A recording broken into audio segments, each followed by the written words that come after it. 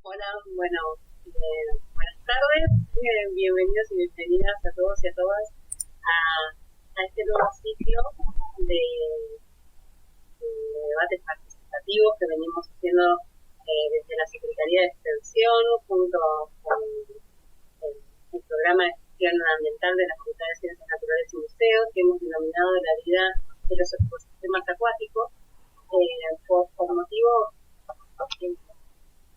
con motivo de mejorar el tipo de charlas que venimos participando y hacerlo más dinámico, hemos cambiado de plataforma. Por lo tanto, esta vez, a diferencia de los anteriores, vamos a estar transmitiendo por este canal de YouTube.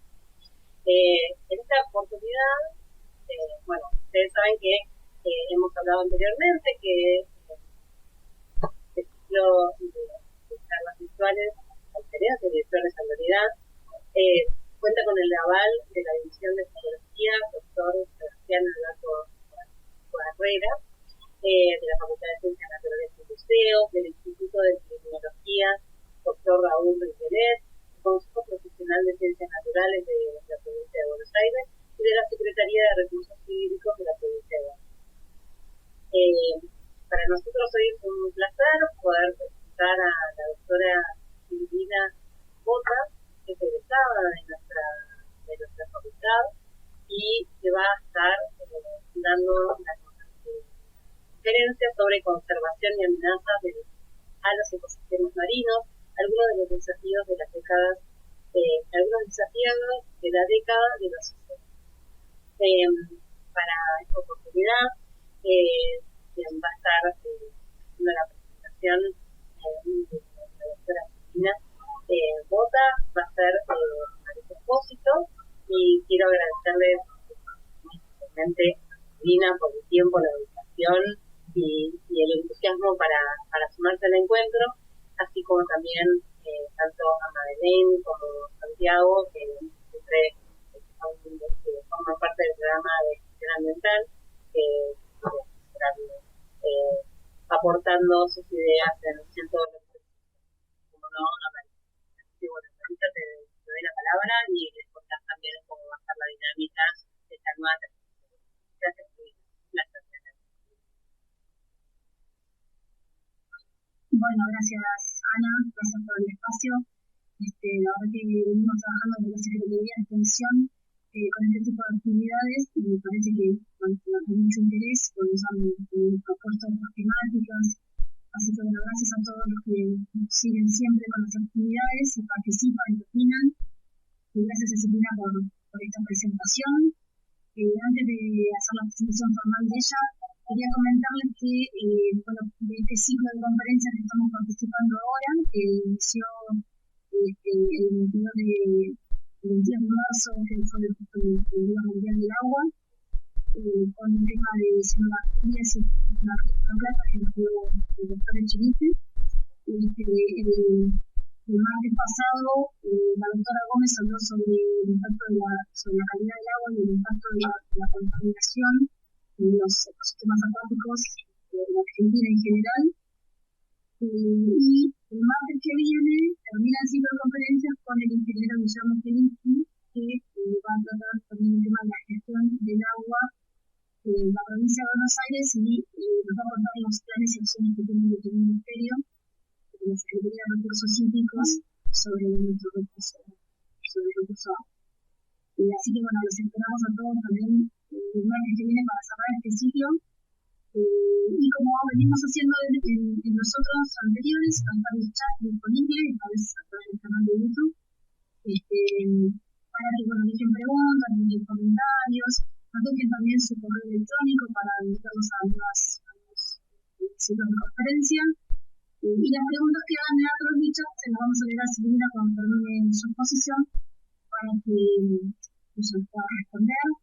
También cuéntenos de dónde son, de dónde están participando, haciendo un registro de los que participan en estas actividades, y nos vamos conociendo un poco más.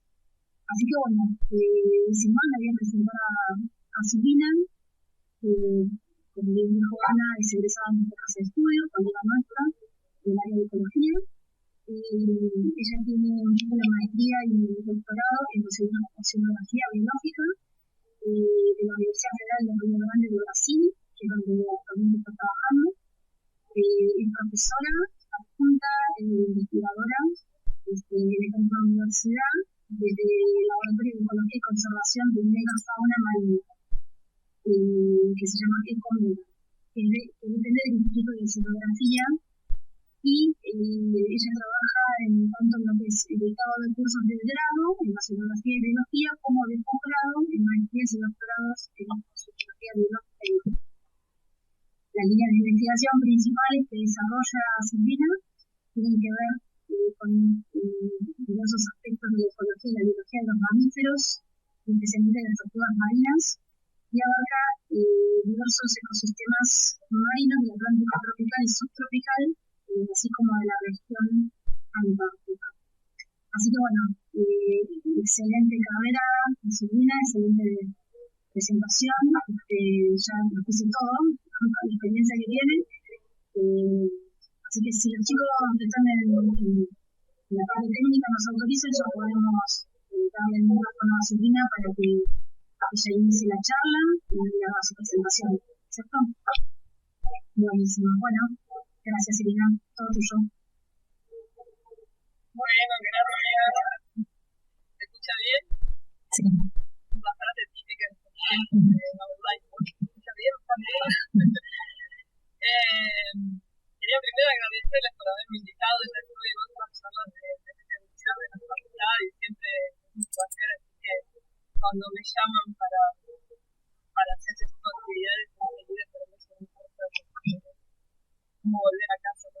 Siempre me siento cómoda hablando con la gente o que fue mi colega o que ya siga la misma carrera que yo o trabaja en la misma universidad que estudié yo. Así que eso, nada, un placer. Les voy a poner acá, a compartir mi tienda acá para mi contacto, para que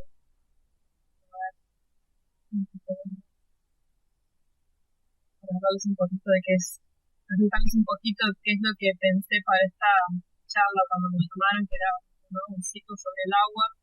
Me dijeron que tenía que hablar sobre algo referido a los océanos, ¿no?, que es el área que estoy trabajando hace rato. Y a pesar de ser bióloga, trabajé básicamente, estudié como todos ustedes, más que nada ambientes terrestres o ambientes de agua dulce.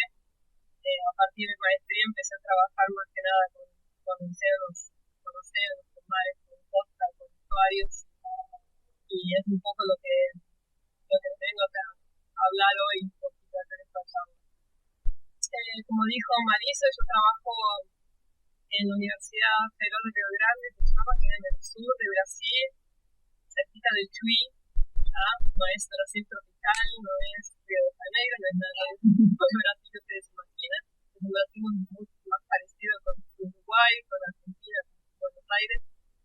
En esa universidad es una universidad que tiene un área de investigación muy fuerte en la área de oceanografía. Tiene un instituto de oceanografía que es bastante reconocido, inclusive en Brasil, que fue el primer curso de oceanografía que hubo en Brasil, entonces tiene un histórico ya bastante grande de investigación en el área de oceanografía, de todas las áreas de oceanografía, ¿no? Trabaja en el instituto, hay gente que trabaja con oceanografía física, con oceanografía química, biológica, que es mi área, y geológica también. Entonces todas las áreas de oceanografía se trabajan. Y en el laboratorio específico que trabajo yo, investigamos principalmente ecología y conservación de megafauna marina, principalmente mamíferos marinos y tortugas marinas, ¿no? Y en esta charla, básicamente, les quería hacer una especie de resumen, una cosa rapidita, porque tampoco vamos a estar mucho tiempo acá hablando, sobre cuáles son las principales amenazas que están actualmente actuando sobre los ecosistemas marinos.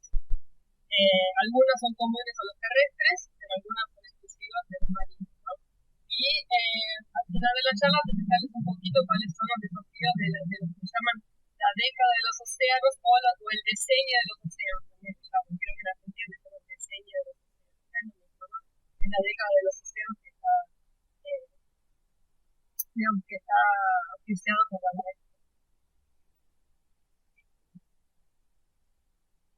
¿Cuál es la importancia de los océanos? Creo que eso es medio básico, pero no tenemos mucho que decir cuando pensamos que 71% de la superficie terrestre son océanos, o sea, tenemos mucho más océanos que superficie terrestre.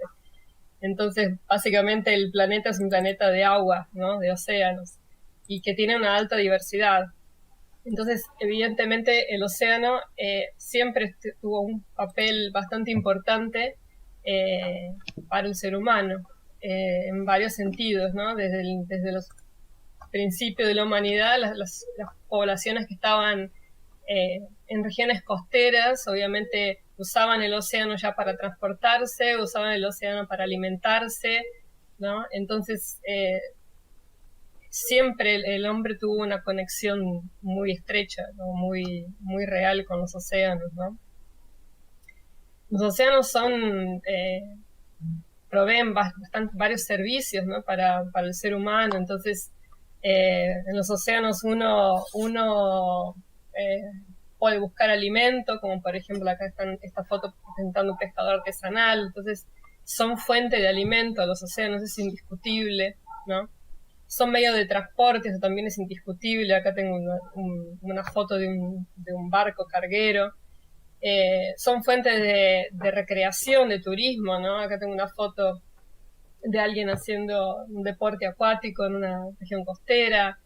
Pero además de esos servicios más directos, ¿no? que le dan al ser humano, los océanos también regulan el clima del planeta, entonces son importantísimos para eso. Son la fuente de oxígeno, son las principales fuentes de oxígeno, porque los productores primarios marinos son las principales fuentes de oxígeno para el planeta, ¿no? Entonces, imaginen la importancia que tienen los océanos para el ser humano, ¿no? Para la vida en la Tierra en general, ¿no? Además de un montón dada esa gran biodiversidad que tienen los océanos, son fuente infinita de nuevas descubiertas, por ejemplo, de compuestos medicinales, de minerales también que existen en el fondo marino, petróleo, energía, fuentes de energía, ¿no? No renovables también, con la energía madre motriz. Entonces, el océano realmente tiene una infinidad de servicios, ¿no? Para el ser humano. Entonces, de ahí radica la importancia de tratar de conservarlos de la mejor manera posible, ¿no? Por eso que esta charla, y creo que también era el objetivo de esta serie de charlas que ustedes organizaron, era un poco mostrar, ¿no? Cómo estamos afectando esos ecosistemas acuáticos y qué es lo que se puede hacer para mejorarlo, ¿no? Entonces, básicamente, las amenazas principales a los ecosistemas marinos son muy parecidas tienen sus variantes, pero son básicamente las 5 principales amenazas que también amenazan a todos los ecosistemas de la Tierra. Entonces tenemos la amenaza de sobreexplotación. Entonces, si utilizamos un recurso al máximo y lo sobreexplotamos y que llega al máximo sostenible, y entonces terminamos por eliminarlo.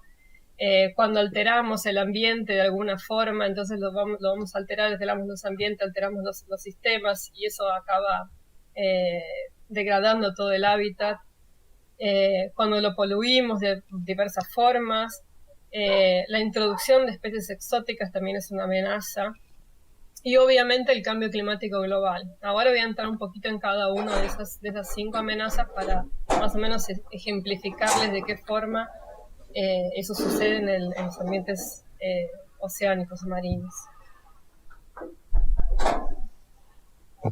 La sobreexplotación de recursos, principalmente de recursos pesqueros, me imagino que todo el mundo ya más o menos debe tener una cierta noción de lo que es cuando uno utiliza un recurso, como por ejemplo un recurso pesquero, un bivalvo o cualquier otro recurso que se utilice como fuente alimenticia, a tal punto de que no se puede, no es sostenible, uno no puede viabilizar esas poblaciones a futuro. O sea, la población se torna inviable. porque tiene un número reducido, porque uno elimina a los adultos reproductores, porque la población se explota a tal nivel que no hay forma de que se renueve o que ese stock se pueda sostener a futuro. Eso es un problema a nivel global grandísimo. Acá en esa foto es una foto de una red de cerco cercando un cardumen de peces. Imaginen la cantidad de peces que al mismo tiempo retira esa red, cardúmenes enteros. Son millones de barcos alrededor del mundo haciendo eso todo el tiempo, entonces te pueden imaginar el nivel de sobreexplotación que tienen la gran mayoría de los recursos pesqueros a nivel mundial. No solo los costeros, los oceánicos también. Y esta es una foto acá al costado de una ballena, porque como todo el mundo debe saber, las ballenas fueron explotadas como un recurso, porque de hecho para algunos países todavía es un recurso alimentar.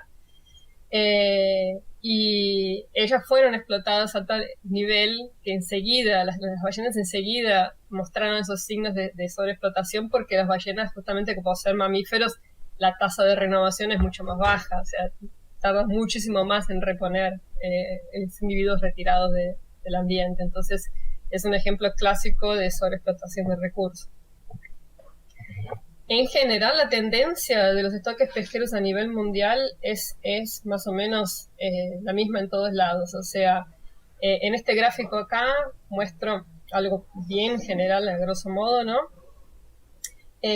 Desde una línea de tiempo, desde el 74 hasta el 2011, en este caso, este gráfico es a 10 años antes que ahora, donde se mostraban cómo estaban los estoques pesqueros. Acá era...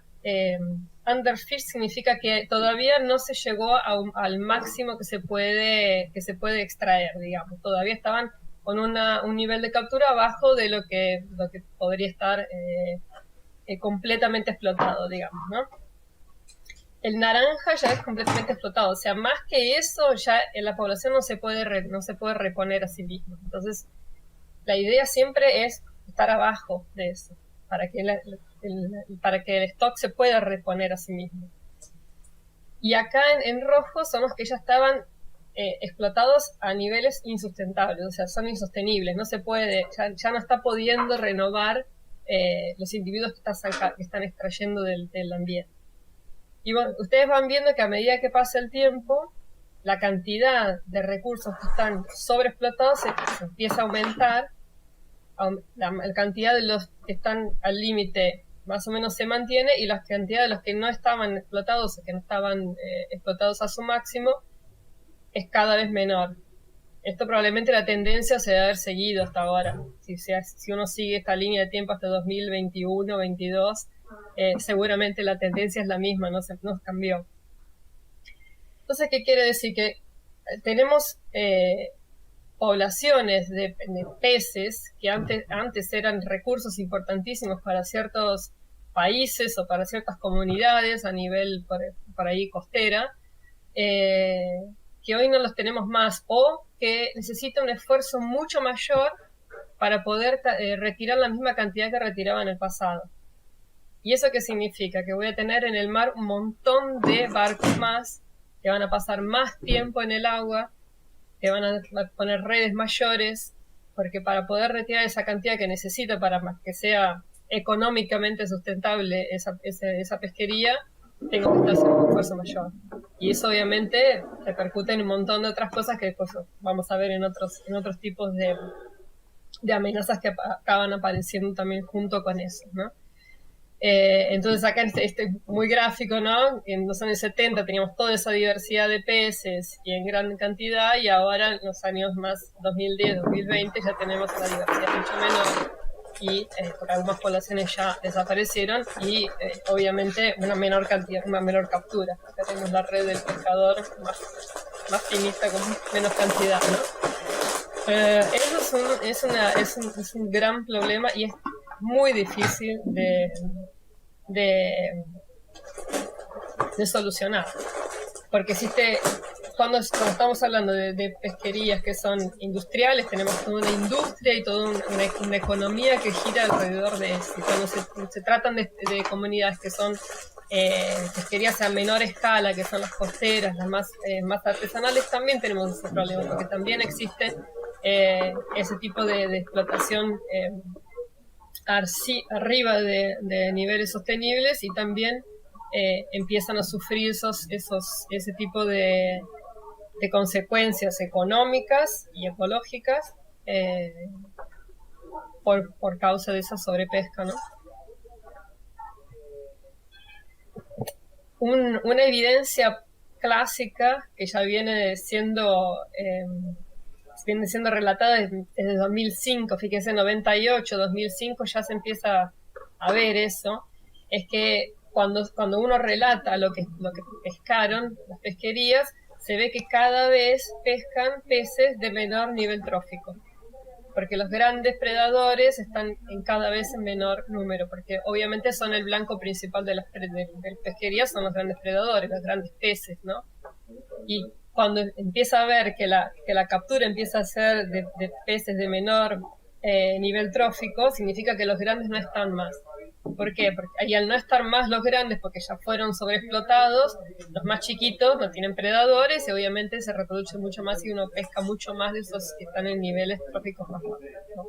Entonces eso le llaman, Pauli, que fue un investigador que trabaja mucho con eso, es una de las grandes referencias, le llamó The Fishing Down the Food Web, que va bajando el nivel trófico de los recursos que son pescados. No escucho.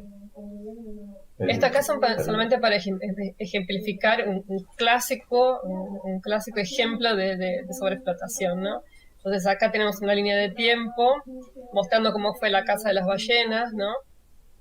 Por diferentes países, y cómo cuando se empiezan a colapsar los estoques de ballenas, de grandes ballenas, primero la ballena azul, después primero las grandes ballenas, ballena azul, la sei, la fin, después empiezan a colapsar las pesquerías, o sea, las pesquerías, los barcos balleneros, las industrias balleneras empiezan a colapsar también porque no hay más recursos.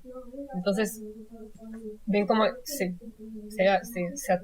alcanza un máximo y después se empieza a colapsar porque no hay más que pescar. Y ahí empiezan obviamente hoy en día los países que continúan cazando ballenas cazan las especies menores, las minks generalmente.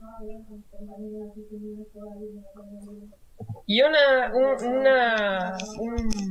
digamos, un efecto colateral de ese esfuerzo grande de pesca que existe a nivel mundial es lo que le llaman de bycatch, o pesca accesoria sería, o captura accidental se le llama principalmente cuando se trata de grandes predadores como mamíferos marinos, aves, tortugas, grandes tiburones, se le llama más de pesca de captura accidental o captura incidental. Cuando se trata de especies menores se llama pesca accesoria muchas veces. ¿Qué pasa? Es aquel individuo que cae, o esa presa que cae en la red, pero que yo no es mi objetivo, yo no estoy pescando, mi objetivo no es pescar esa especie. Mi objetivo es pescar, por ejemplo, no sé, una especie de demersal cualquiera, y pongo una red de espera y se engancha una franciscana, como está acá en la foto. Esa franciscana obviamente no es mi objetivo, yo no quiero pescar la franciscana, pero ella cae accidentalmente en la red de pesca. Cuando eso se repite, o sea, es un hecho constante, se le llama captura incidental, porque es repetida, siempre pasa, es un accidente que se repite a lo largo del tiempo, todo el tiempo, entonces le llaman de captura incidental. Pasa mucho con diversas especies de delfines costeros, varias especies de delfines costeros alrededor del mundo. En Argentina la principal captura accidental es con franciscana. Pasa mucho también con aves marinas, principalmente con espinel pelágico, que le llaman, que es un tipo de... creo que en español también le dicen espinel. Es como una línea grande de kilómetros con un montón de anzuelos que se ponen en el mar, y ahí cada anzuelo tiene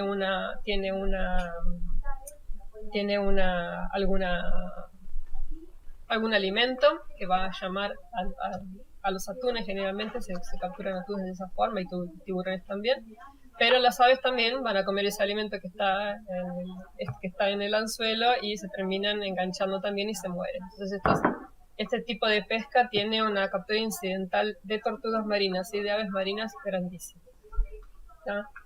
Y este ejemplo de acá abajo es un ejemplo clásico de captura incidental o de captura accesoria de redes de arrastre, que se llaman, que son esas redes que se van arrastrando, algunas en el fondo marino, otros más a media agua, pero se arrastran y llevan todo lo que encuentran a su paso.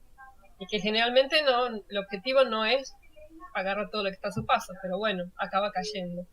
En las regiones costeras generalmente el camarón se captura así, y esas redes capturan muchos peces chiquititos.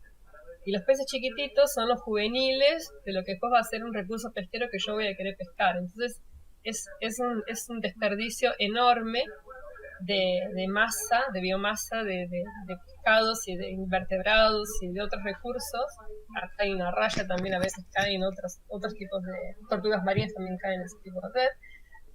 Es un desperdicio enorme para capturar una cantidad muy pequeña por ejemplo, de camarón, o sea, de una especie blanca. Y todo eso se descarta al mar, se descarta. Y es un montón de biomasa que después, si yo la dejara en el mar, podría después convertirse en recurso pesquero que sí me interesa para pescar. Entonces es bastante controverso, ¿no? Hay algunos tipos de pesca que obviamente son más nocivos que otros, ¿no? Son diferentes, no son todos iguales, ¿no? Los artes de pesca.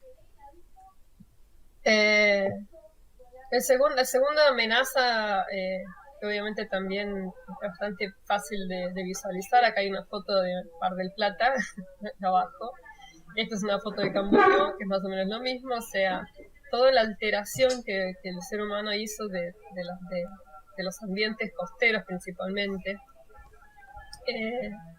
Obviamente eso acaba afectando la salud del océano y la salud de esas regiones costeras, porque uno acaba con el ambiente, acaba con el ambiente natural de esas regiones.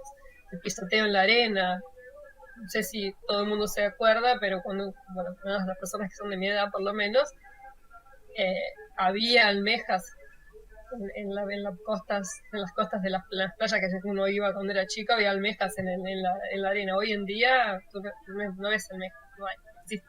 Está el pisoteo, que no hay más vida, digamos, en esas regiones. Y obviamente, como siempre, hay regiones que son más alteradas, regiones que son menos alteradas, pero esa alteración física del ambiente es una de las principales amenazas en todas las regiones costeras.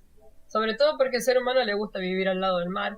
Entonces las regiones costeras siempre acaban siendo alteradas por el ser humano. Esta que estoy ejemplificando acá es un tipo específico, ¿no?, de alteración física, que es la cuestión de los sonares, ¿no?, en el mar, y cómo afecta algunos organismos marinos, algunos en especial más que otros, pero son alteraciones que realmente se están estudiando cada vez más y que cada vez más se tienen evidencias que son nocivas, ¿no?, para diversos organismos principales, principalmente para mamíferos marinos, porque se comunican, altera toda la comunicación, además de alterar de potenciales alteraciones a nivel fisiológico, también alteran la comunicación entre ellos, ¿no? Entonces es una alteración bastante complicada en el mar. Esto acá es solamente unas simulaciones bastante ilustrativas de cómo cuando uno altera el ambiente, por ejemplo en este caso retirando todo lo que es vegetación costera, en este caso son manglares, pero bueno, puede ser cualquier vegetación costera, cómo también acaba afectando al ser humano en sí, porque de hecho acá en Brasil está teniendo bastantes problemas en bastantes regiones costeras, y ustedes deben haber visto también algunos problemas en regiones costeras de Río de Janeiro últimamente, en las últimas semanas, donde hay bastantes, o sea, toda la capacidad que tiene esa vegetación costera de atenuar olas, de atenuar la erosión del mar, desaparece cuando uno retira eso, y obviamente uno como ser humano y con nuestras construcciones también acaban estando mucho más expuestas y y obviamente son afectadas cuando hay eventos de resacas y ¿no? de olas grandes y de grandes mareas o eventos extremos. Entonces es un ejemplo bastante típico, y que antes no, digamos, acá hubo mucha construcción irregular en varias regiones de Brasil, donde eso no se tenía en cuenta. Y hoy en día se sabe que hay una determinada línea de la costa y una determinada ambientes que tienen que ser mantenidos para que uno pueda, para que puedan ejercer su papel, ¿no? La contaminación, me imagino también que es algo bastante fácil de visualizar. Acá es una mortalidad grande de peces en la bahía de Guanabara, que es una de las bahías más contaminadas que existe en Brasil. Esa está acá Río de Janeiro, está el Pan de Azúcar. La bahía de Guanabara está contaminadísima porque obviamente tiene una población gigantesca alrededor, tiene lo que llaman de saneamiento básico pésimo, hay un montón de lugares donde existen bocas de ¿cómo se llama la palabra ahora? que largan, digamos, sin tratamiento de agua, o sea, no hay un tratamiento de agua de cloacas, ahí está la palabra. No existen cloacas en muchos lugares, simplemente el agua va directo a la bahía y directo al océano, ¿no? De la bahía abre el océano. Entonces, la contaminación en diversos lugares del mundo, inclusive, obviamente, mucho más en regiones costeras que en regiones oceánicas, es un problema bastante grave. O sea, contaminación por contaminantes orgánicos, por contaminantes inorgánicos, metales pesados, y obviamente inclusive se ha detectado ahora en diversas muestras de grandes predadores costeros contaminados con restos con sustancias químicas que están presentes en nuestros bronceadores, en nuestros protectores solares, bueno, hay de todo. Y obviamente el plástico, ¿no? Que hoy en día es uno de los contaminantes principales, uno de los problemas más graves que existe en el ambiente marino, es el plástico en todas sus formas. Y el plástico cuando todavía está grande, cuando todavía está o fue descartado entero, obviamente tiene este tipo de interacción más directa, más visible, que es directamente ver el animal enredado en el plástico o ingiriendo plástico. Entonces acá por ejemplo, un ave con el estómago lleno de plástico en su interior, eso es bastante común de ver.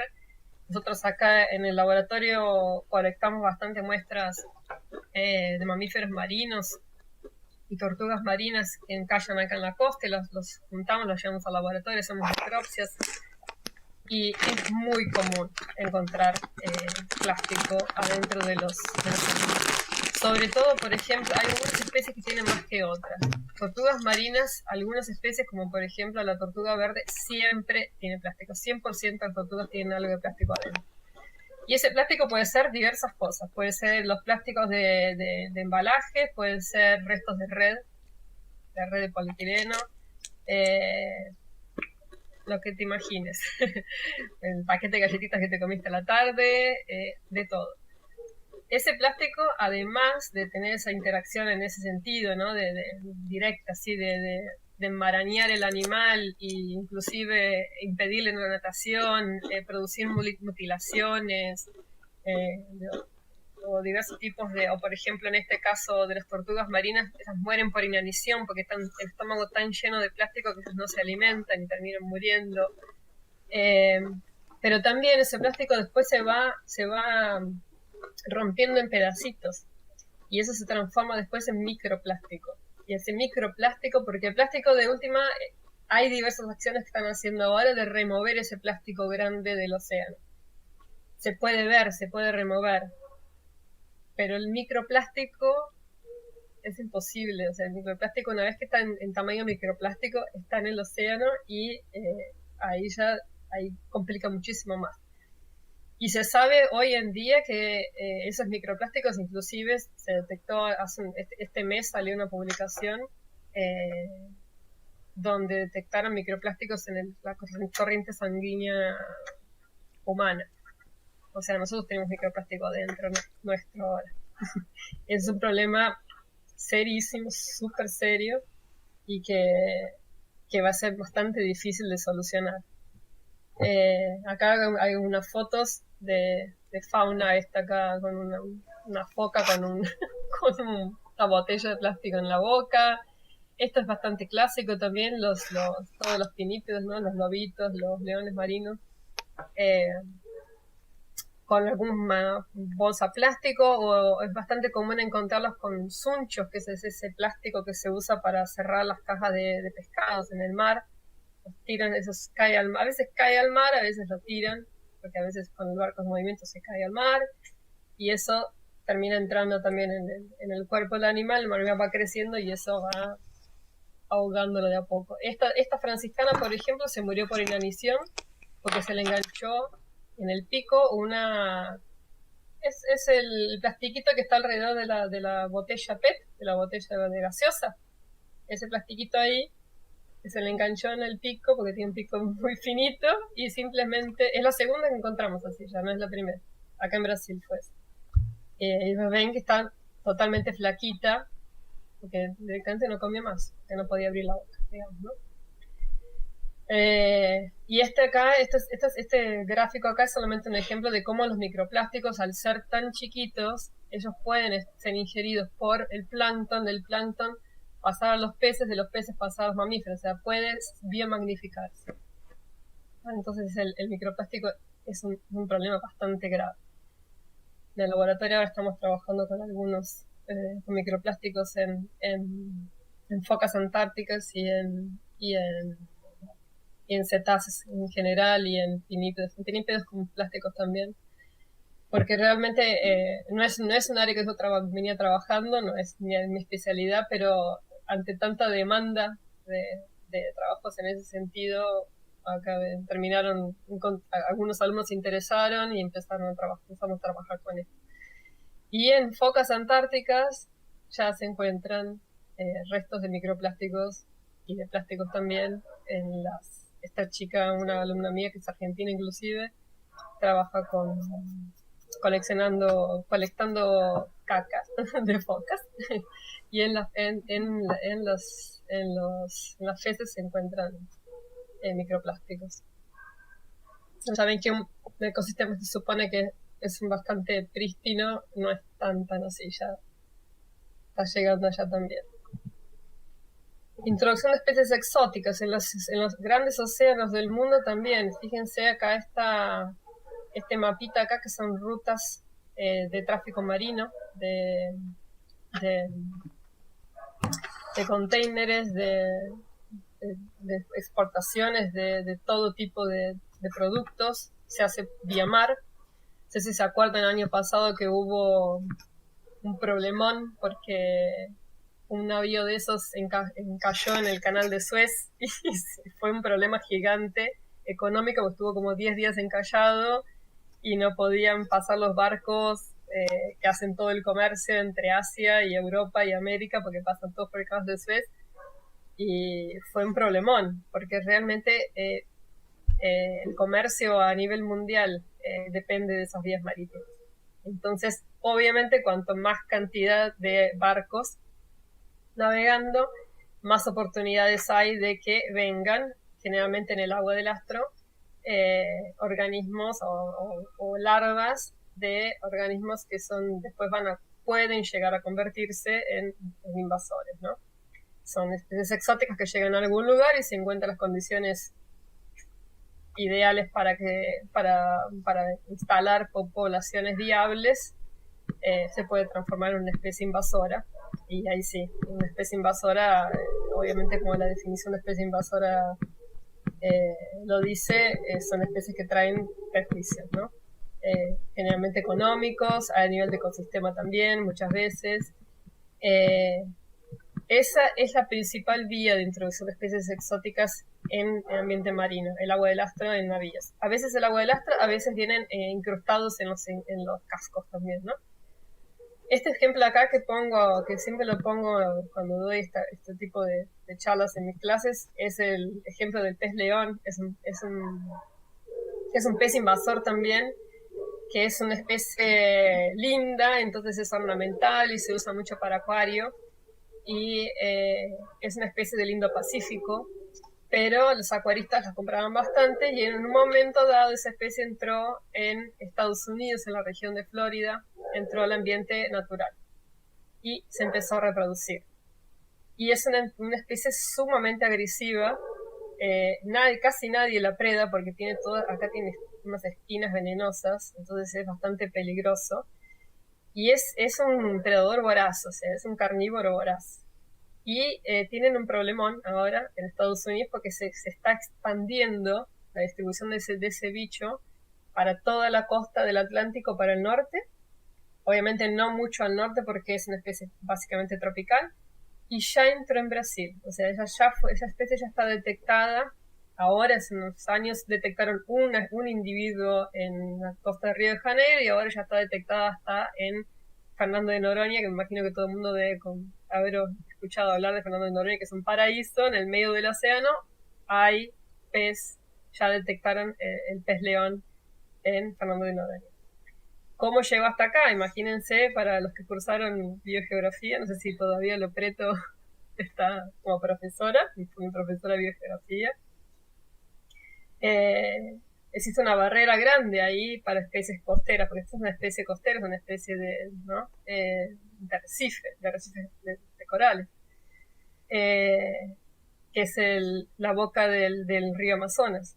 Es para algunas especies que son marinas es una gran barrera, porque es una barrera básicamente de salinidad, ¿no? Tenemos una baja de salinidad enorme con un caudal gigantesco, sobre los mayores ríos del mundo, y generalmente es barrera para distribución a varias especies marinas, pero para evidentemente no fue y terminó entrando también, porque los análisis genéticos del bicho de los que encontraron acá, porque obviamente cuando se encuentran tienen el orden, o sea, el Ministerio del Ambiente obliga a las personas a capturarlos y a sacarlos, retirarlos del ambiente. Obviamente están tratando de hacer eso para evitar que se siga propagando.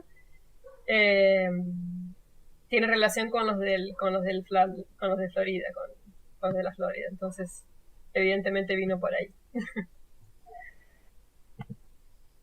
Y por último, la gran amenaza también a todos los ecosistemas, no solamente marinos, sino también terrestres, son los cambios climáticos globales, producidos obviamente por los gases de efecto invernadero, que cada vez, en vez de estar disminuyendo, cada vez los aumentan más.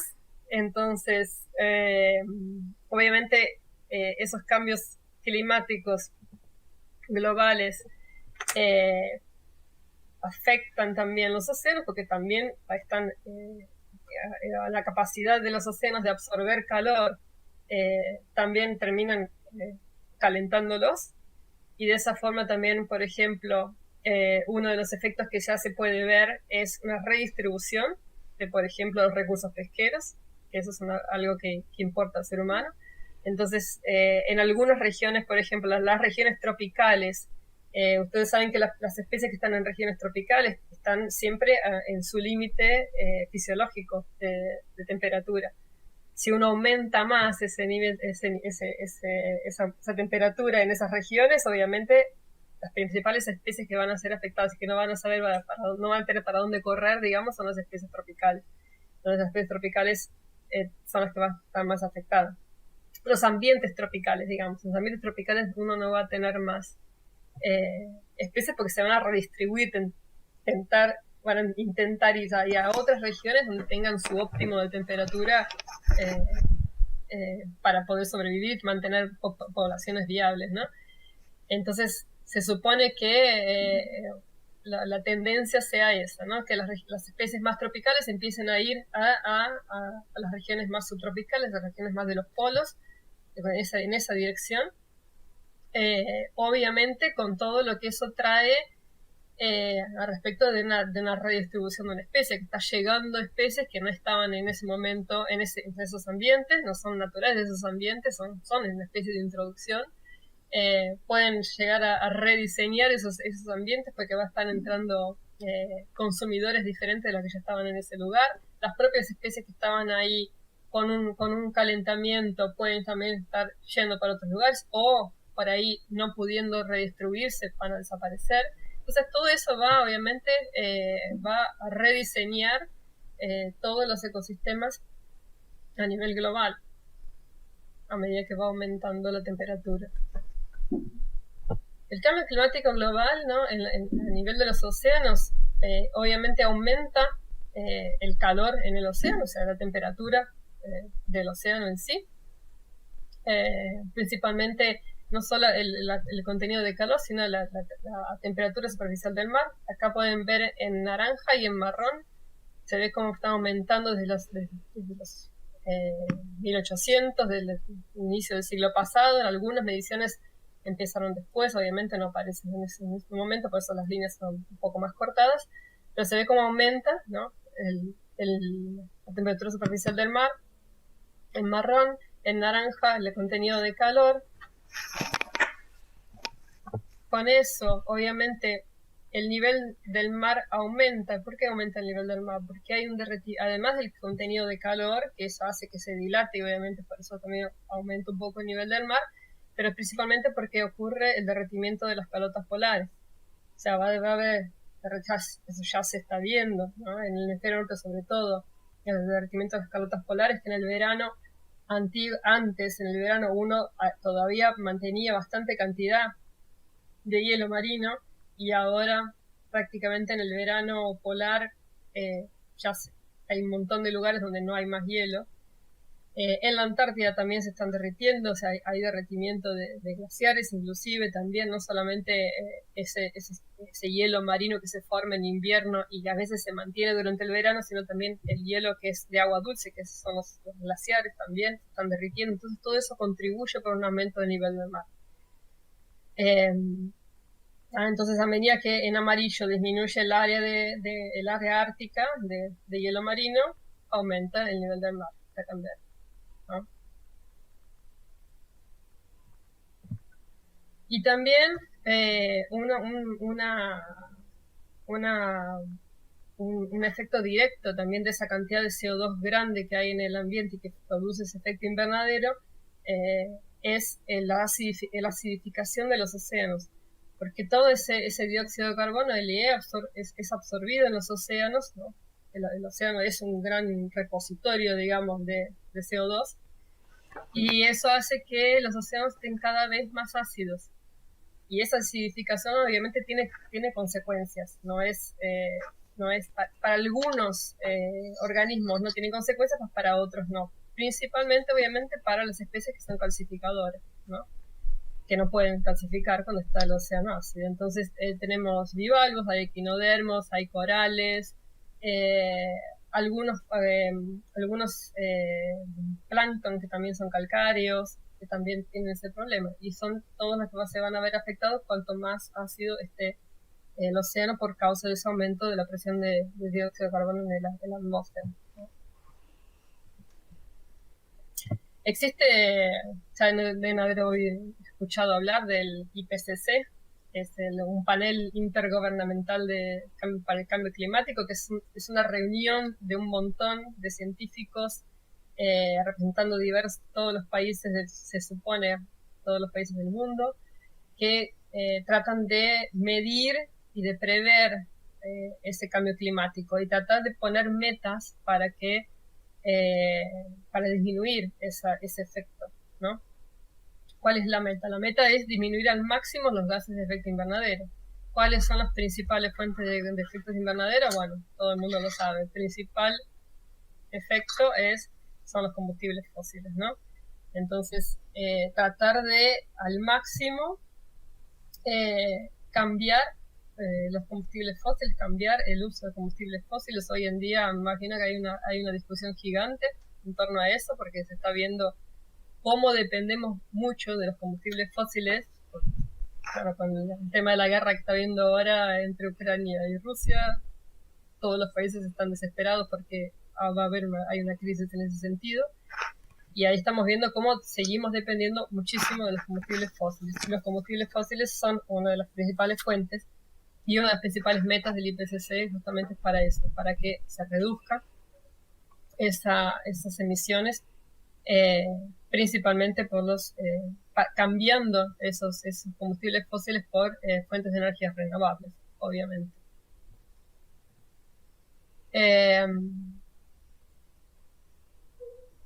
¿Y por qué tenemos un IPCC? ¿Por qué tenemos que reunir una cantidad de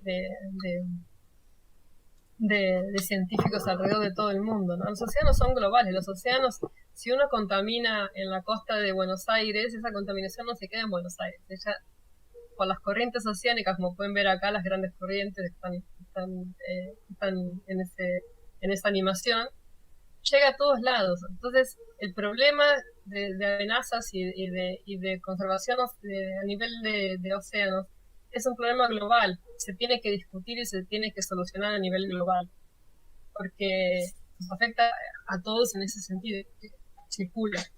Entonces, lo que yo hago hoy en este país termina afectando al país de al lado y el país de otro país y los océanos como un todo, ¿no? Entonces, resumiendo así de forma muy, muy sintética, en 2017 la Asamblea General de las Naciones Unidas proclamó el decenio o la década de las Naciones Unidas para las ciencias oceánicas, para el desarrollo sostenible. Entonces, básicamente es una década en la cual se va a tratar al máximo de hacer ciencia para el desarrollo sostenible, para el uso sostenible de los océanos. Entonces, se pusieron unas metas y después acciones, diversas acciones que van a ser obviamente realizadas por un montón de científicos a nivel global para poder tratar al máximo de alcanzar esas metas hasta el 2030, ¿no? Que obviamente son bastante ambiciosas, pero bueno, la idea es que se camine en ese sentido. Entonces, las metas, o sea, lo que se espera, cuál es el océano que queremos. Entonces, hacer ciencia, cuál es la ciencia que necesitamos para el océano que queremos. ¿Cuál es el océano que queremos? Queremos un océano limpio, ¿no? Entonces hay que reducir las fuentes de contaminación para que el océano sea limpio. Un océano sano, resiliente, o sea, resiliente es decir que si hay algún evento catastrófico vuelva al estado en que estaba antes, o sea, que tenga esa capacidad. Entonces tienen que protegerse y restaurarse, gestionar los ecosistemas marinos para que sean sanos y resilientes. Un océano productivo, entonces que nos siga dando alimentos, pero de una forma sostenible. O sea, sigamos extrayendo alimentos de los océanos, pero de una forma sostenible. Que sea un océano previsto, o sea, que tengamos una capacidad de entender, ¿no? De entender cómo funciona todo y poder responder a esas condiciones que van cambiando y que cambian muchas veces por nuestras acciones, ¿no? Que sea un océano seguro. Entonces, cualquier acción, o sea, que tengamos bastante conocimiento de cómo funciona y de cómo lo estamos afectando para que sea seguro para las poblaciones, por ejemplo, las poblaciones costeras. Entonces se sabe que previsión de tsunamis, de eventos catastróficos, que las poblaciones tengan acceso a esa información y se puedan resguardar ante ese tipo de eventos con peligros relacionados al océano, ¿no? Un océano accesible, entonces que todos los datos que se generan, que la ciencia que se genere, que toda la información que se genere sobre el océano sea accesible a todos. O sea, tratar de que haya bases de datos accesibles y que sean datos fáciles de entender, que la información, la tecnología, la innovación, todo lo que tiene que ver con ciencia oceánica sea accesible. Porque obviamente hay desigualdades, hay países que tienen más acceso a ese tipo de información y a hacer ciencia que otros, ¿no? Entonces la idea es que todos tengan ese acceso.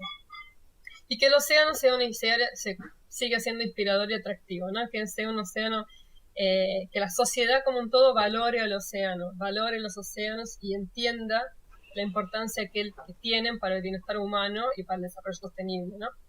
que muchas veces falta esa sensibilidad. Entonces, no es crear conciencia, es sensibilizar a las personas. Conciencia todo el mundo tiene, falta más sensibilización de las personas para que entiendan cuál es la importancia de eso. Mucha gente no lo entiende, no entiende la relación entre lo que uno hace y lo que pasa en el océano, ¿no? Y entonces, a partir de eso, para poder llegar a esas metas, ahí se propusieron 10 desafíos. Entonces, ¿qué tienen que ver los desafíos? Los desafíos fueron catalogados así en 10 para que todas las acciones, las investigaciones, el recurso, sean, viabilizados para esas acciones que son necesarias. Entonces, obviamente esas acciones tienen que ver con las metas que se quiere alcanzar, ¿no? Entonces el desafío 1, que está acá con este dibujito en negro, ¿no?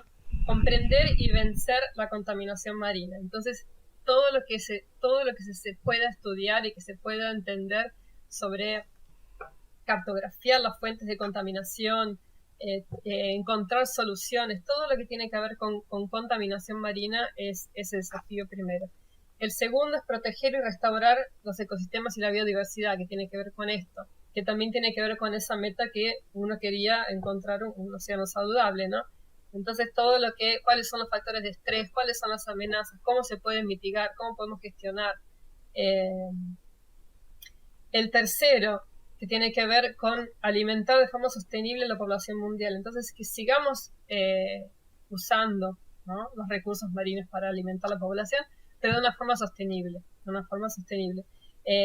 También promoviendo, por ejemplo, aquicultura, promoviendo otras formas, ¿no?, que sean sostenibles a largo plazo, ¿no? La 4 es una economía oceánica sostenible y equitativa. Entonces también generar conocimientos, apoyar innovación, ¿no?, desarrollo, pero que el desarrollo sea equitativo y que sea sostenible, ¿ah?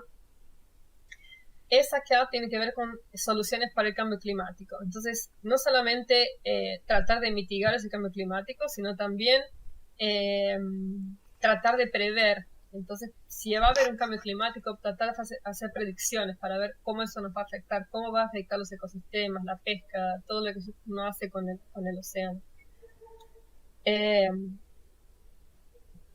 La 6 es aumentar la resistencia de las comunidades a los peligros oceánicos. También lo que estamos hablando sobre el tema de los peligros, ¿no? Tratar de que todo el mundo tenga acceso a esas informaciones sobre riesgos, ¿no?, relacionados con el océano. Entonces todas las poblaciones, independiente del país que sean y del acceso que tengan económico, digamos, tengan acceso a esa información para poder reducir daños en el caso de eventos extremos relacionados con el océano, ¿no?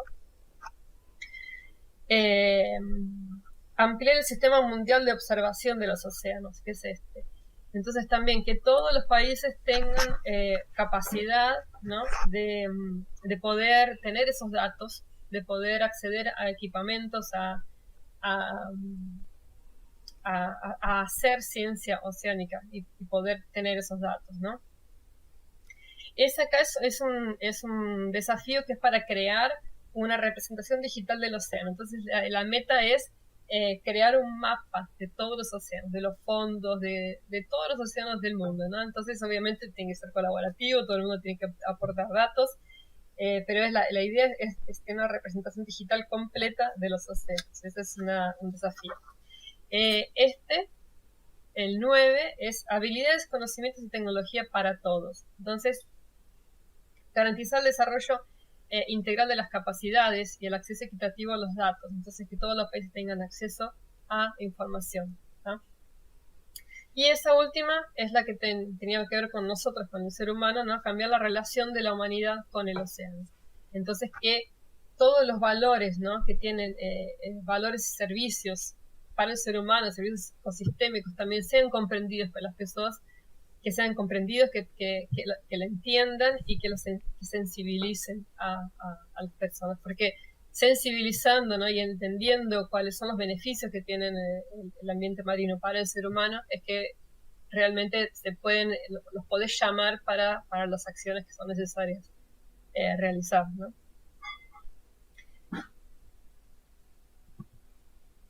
Bueno, era eso más o menos lo que pensé, así un resumón de la situación en los océanos. Espero que les haya gustado y que les haya despertado algunos intereses, algunas preguntas, algunas inquietudes, ¿no?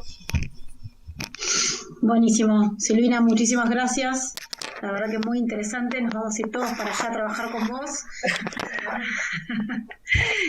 Para aportar un granito de arena en este problemón que tenemos en adelante. Yo había escuchado también el tema de los microplásticos, que la verdad que es un drama que se viene, que se está viendo en todos lados, incluso en las personas, así que creo que es momento de poner las manos en la masa, como se dice, ¿no? Así que bueno, gracias por la información, la verdad que nos ayornaste con un montón de cosas que habíamos escuchado por ahí, pero que capaz que no estaban súper claras, ¿no?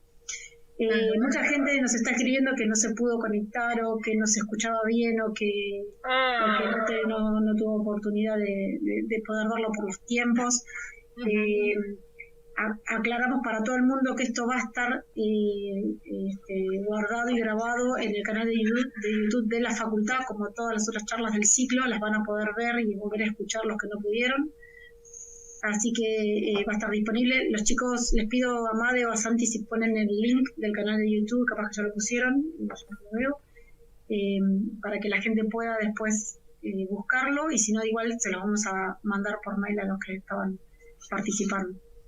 Y hay algunas preguntas en el chat, así que no sé si está Made por ahí o Santi, uno de los dos, que va a leer las preguntas. No sé si están ahí disponibles, chicos. Sí, no sé si se me escucha a mí. Se escucha perfecto. Yo apago mi micrófono porque mi micrófono tiene mucha interferencia, si Made puede leer las preguntas. Bien, una de las preguntas que surgieron son de Santi más que nada, así que Santi que active él, que dé la cara y que haga sus preguntas, digamos. Y ahí vamos viendo si surgen nuevas.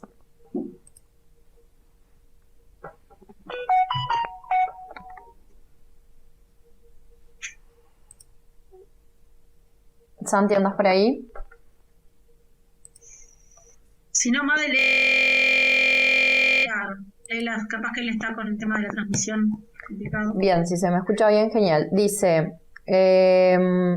hay registros de políticas exitosas de remoción, control de especies invasoras marinas. Y dice, en Argentina tenemos en el Palmar, por ejemplo, control de especies terrestres mediante caza deportiva, jabalí, ciervo.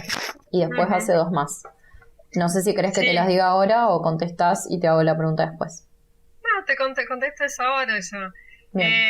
No, que yo sepa, si de remoción no.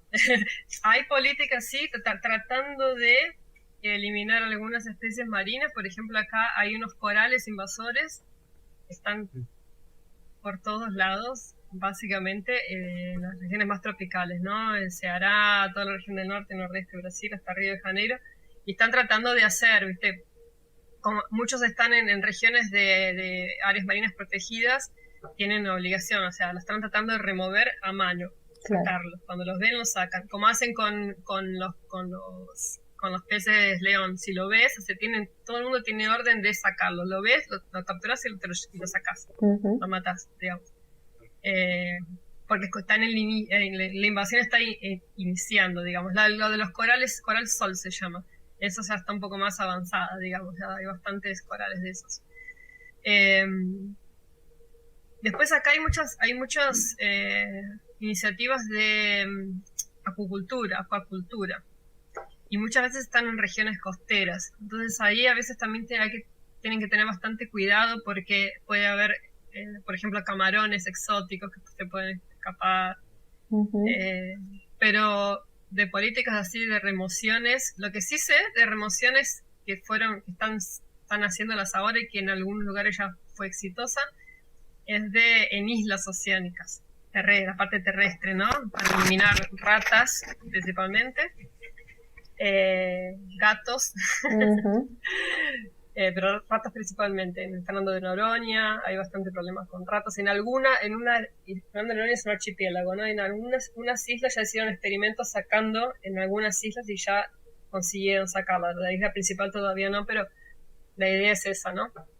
Después hay otros archipiélagos, Trinidad, se llama, hay otros que también tienen problemas con ratas también. Y el problema con las ratas principalmente es que afectan a las aves marinas, porque esas aves marinas, la mayoría nidifica en las islas oceánicas. Y estas Claro. ratas se comen los huevos, se comen los pichones, entonces Ujú. es un problema de conservación para las especies nativas, digamos.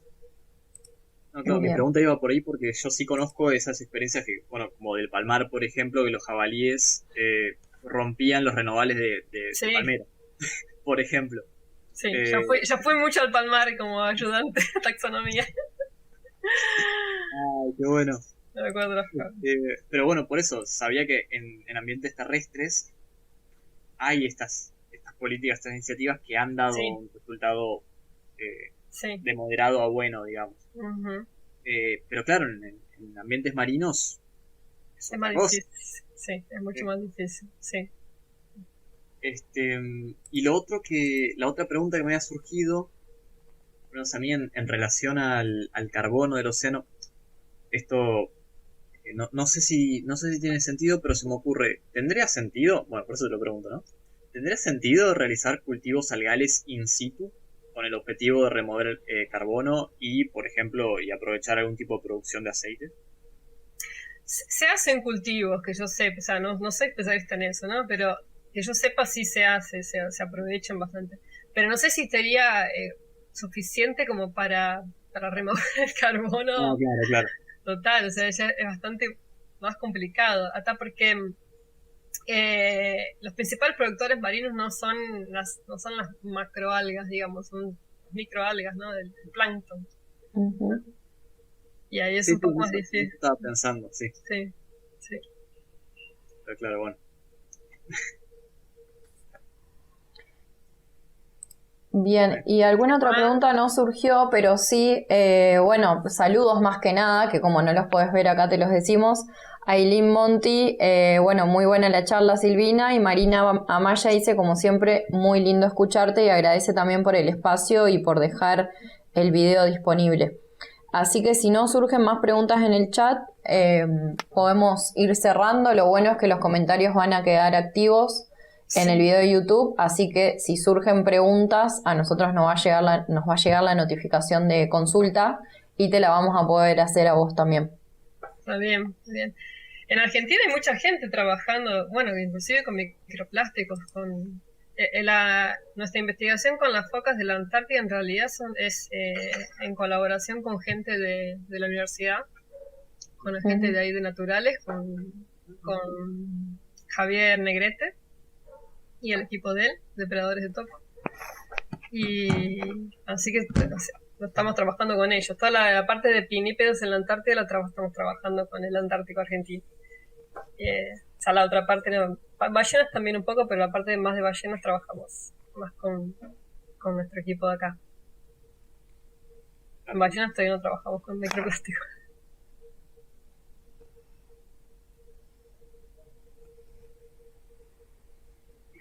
Buenísimo, buenísimo, Silvina. Y pregunta mía, con microplásticos, ¿con algunas otras especies también están trabajando? Que vos nombraste algunas que saben ya que tienen registro. Sí, acá, sí. Yo trabajo acá básicamente trabajo con una compañera mía, la que es especialista en microplásticos, se llama Mayra Proietti. Y ella ya trabajó con peces, con tortugas marinas, con todo lo que te imagines. y encontrás microplásticos en prácticamente toda la tela trófica. Toda. Desde el plancton hasta los grandes mamíferos. Nosotros en todos. Así que, obviamente que eso es un problema de contaminación a nivel global y en todos los ambientes marinos, desde las fosas marianas, que son las más profundas del planeta, hasta donde quieras. Uh-huh. Hay gente que trabaja con la fauna también, que se llaman epiplásticos, organismos epiplásticos. Son organismos que colonizan los plásticos. O sea, son microorganismos que colonizan los plásticos. Ahí yo trabajo bastante con eso también. platisfera le llaman. Tiene un nombre que se llama platisfera. Son organismos específicos que viven encima de los plásticos. Es todo un mundo eso y todo un mundo que necesita de investigación y de acciones urgentes para que se pueda controlar, ¿no? Bueno, tiene bastante papel en las invasiones también, porque arriba de los plásticos que flotan y son llevados por las corrientes, también son fuente de invasión de organismos para todos lados. Cuando hubo ese gran tsunami en Japón, ¿se acuerdan?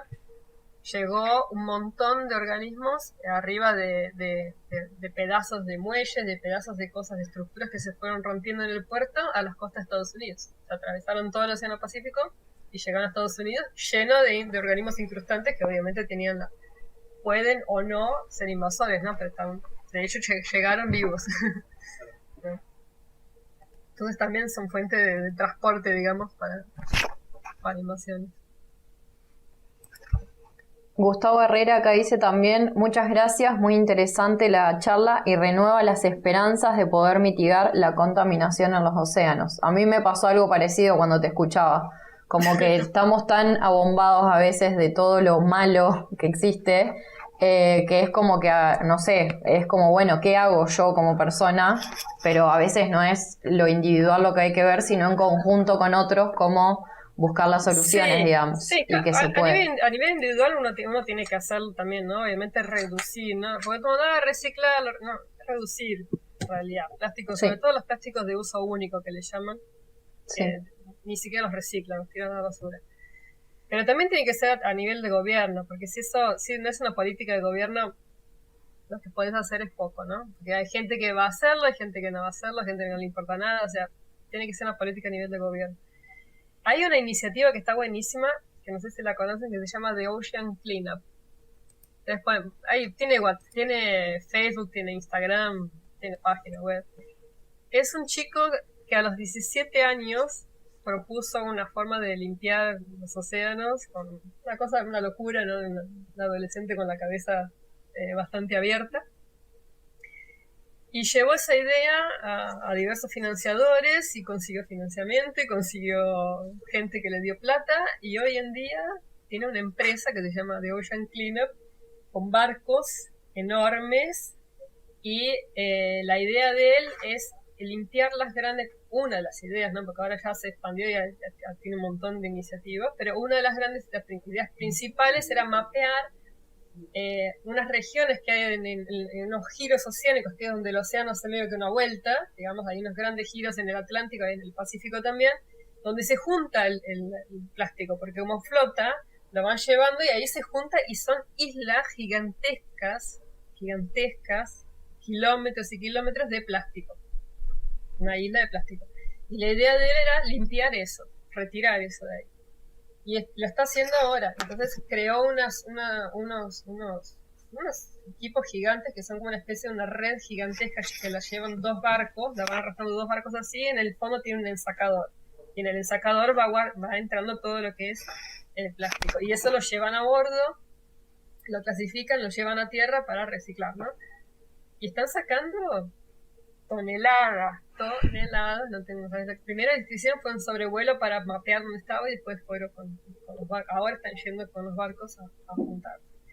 Y él tiene otras iniciativas, ustedes pueden ver en la página de él, de por ejemplo colocar en algunas salidas los estuarios, son mucha fuente de plástico para los océanos, porque en los estuarios generalmente hay grandes ciudades que tiran todo el plástico a los océanos, a los estuarios va para el océano y va todo para allá. Entonces creó una especie de como si fueran unas redes que se ponen en las bocas, no obviamente un estuario como el Río de la Plata, obviamente, claro, chiquitos o bocas de río, que lo que hacen es filtrar para que retener todos los que son grandes plásticos para que no lleguen al océano. Y eso lo está poniendo en diversas comunidades alrededor del mundo, generalmente de países pobres. Entonces, por ejemplo, en el Caribe tienen algunos países, no sé si Jamaica o en algunos de esos países ahí no me acuerdo cuál era. Lo hizo cine a nivel local para testear diferentes implementos o equipamientos